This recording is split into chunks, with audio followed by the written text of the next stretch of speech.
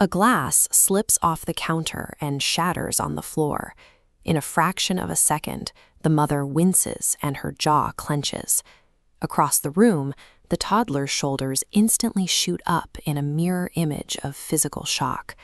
Psychologist Albert Van Dora proposed that we learn by observing others within a social context.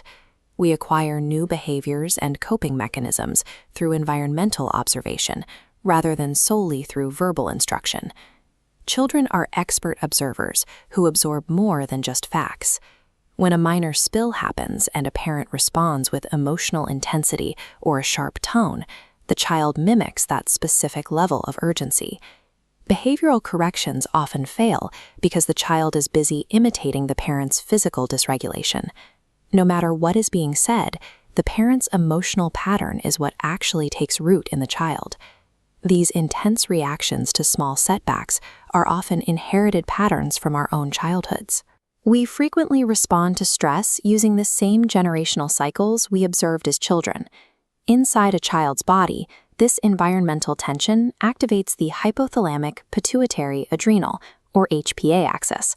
This is the biological system that dictates how the body physically manages stress. This chart shows the daily trajectory of cortisol, a primary stress hormone. A healthy baseline peaks in the morning and gradually declines. However, children exposed to chronic parental anger exhibit an atypical rising curve, keeping their systems flooded with stress hormones throughout the preschool day. Carrying that heavy physiological load has consequences. A constant state of high alert limits a child's ability to maintain cognitive focus and develop the social-emotional skills needed for healthy play. Parental anger is more than a fleeting emotional moment. Over time, that repeated exposure physically alters the child's developing stress response system, creating long-term changes in how their body processes adversity. The mechanism making this invisible transfer possible comes down to a specific brain cell, mirror neurons. These cells fire both when you perform an action yourself and when you simply watch someone else do that same thing. They allow the brain to simulate the actions and emotions of others in real time. When a parent's brain spikes in frustration, the observing child's brain instantly mirrors that state, bridging the gap between seeing anger and physically experiencing the stress. This mirroring happens in a fraction of a second. It is an involuntary neurological process, bypassing conscious thought. Emotions are not isolated, private experiences. They are biological contagions capable of leaping from an adult to a child across a room. Many parents try to solve this by simply masking their feelings. We assume that if we hide our frustration behind a blank face, we are protecting our kids from the fallout. Research demonstrates that suppressing these emotions leads to less warm interactions.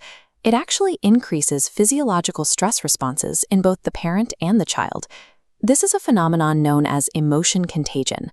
The mere presence of unexpressed negative emotion in a household is enough to induce a stress response. You cannot outsmart a developing nervous system. Attempting to fake a calm demeanor while remaining internally dysregulated only amplifies the invisible tension in the room.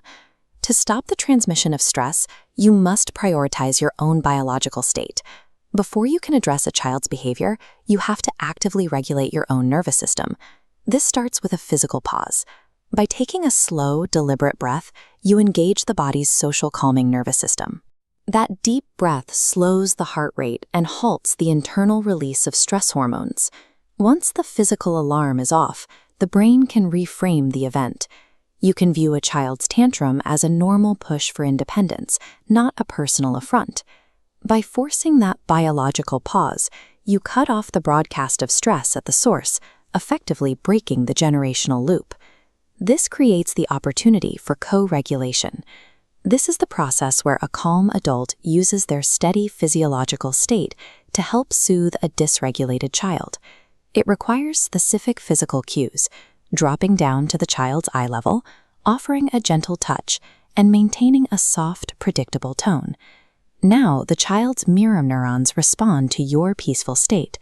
Their brain latches on to your slow breathing and relaxed posture, mapping your calm directly onto their own nervous system. Through these repeated experiences of guided calm, a child's nervous system learns how to transition from high arousal back to safety. This repetition strengthens the specific neural connections they need to eventually manage these physiological spikes on their own.